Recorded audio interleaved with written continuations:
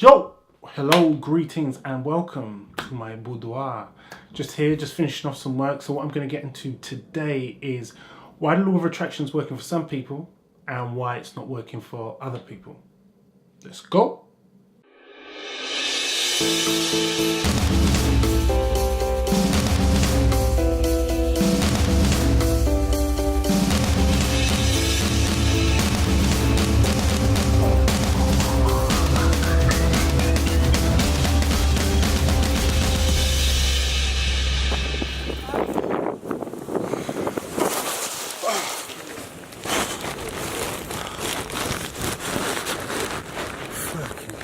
¿Se fue? Bueno, por estar con una cámara no se sentó bien. Right, just so we're reading from the same hymn sheet, what exactly is the law of attraction? And then once we understand what the law of attraction is, we move on to why it's working for some people and then why it's not working for other people each and every day in their lives.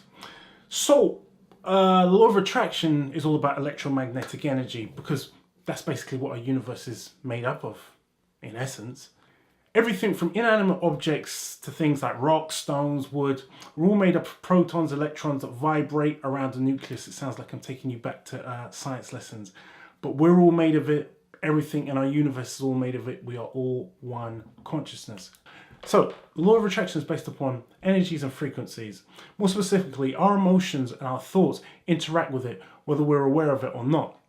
It's all about what we embody, so the totality of the frequency that we resonate and how we act upon that energy, frequency, emotion, etc. That brings into existence what we want and sometimes brings into existence what we don't want.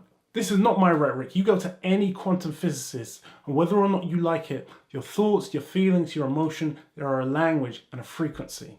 The actual space between me and you, some people call it the ether, is actually alive and breathing and under a high-powered microscope can be measured. It looks kind of like tentacles in a way.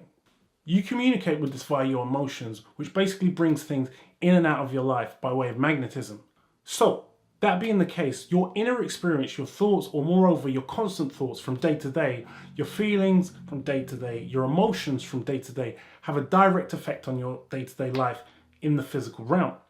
One of the main reasons why the law of attraction, the divine matrix, the fingerprint of God, whatever you want to call it, hasn't worked for so many people after watching Rhonda Byrne's The Secret, we all remember The Secret, so dramatic, is because many thought, okay, if I create a vision board and I constantly look at that vision board, mysteriously and magically, I'm going to get the husband I want, the car I want, the money I want, the this I want, the that I want. No. It doesn't function like that. You got to remember, you're dealing with frequencies, emotion, magnetism.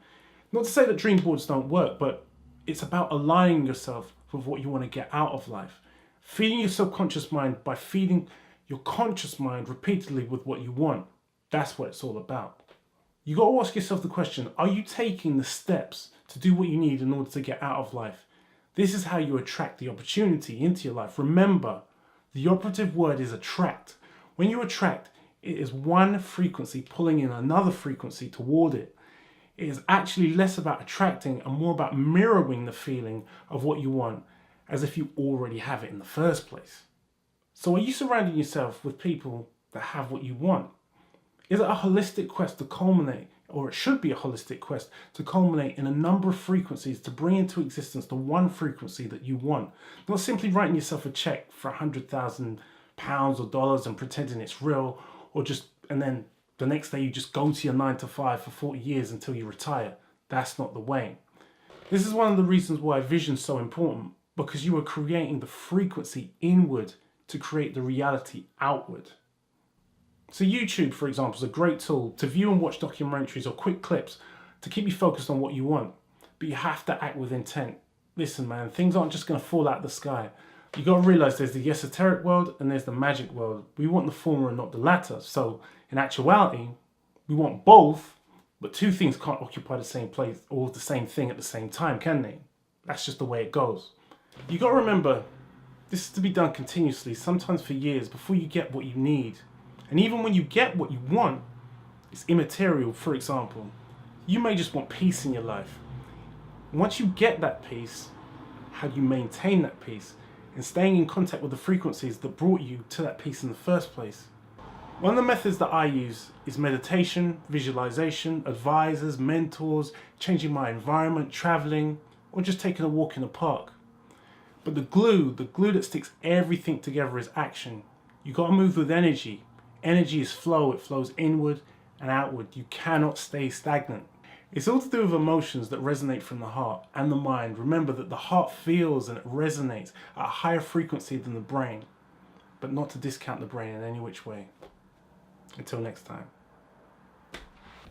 If you're watching this on YouTube, don't forget to like and subscribe and also leave a comment. Even if you're not watching it on YouTube, go over to YouTube, like and subscribe and leave a comment.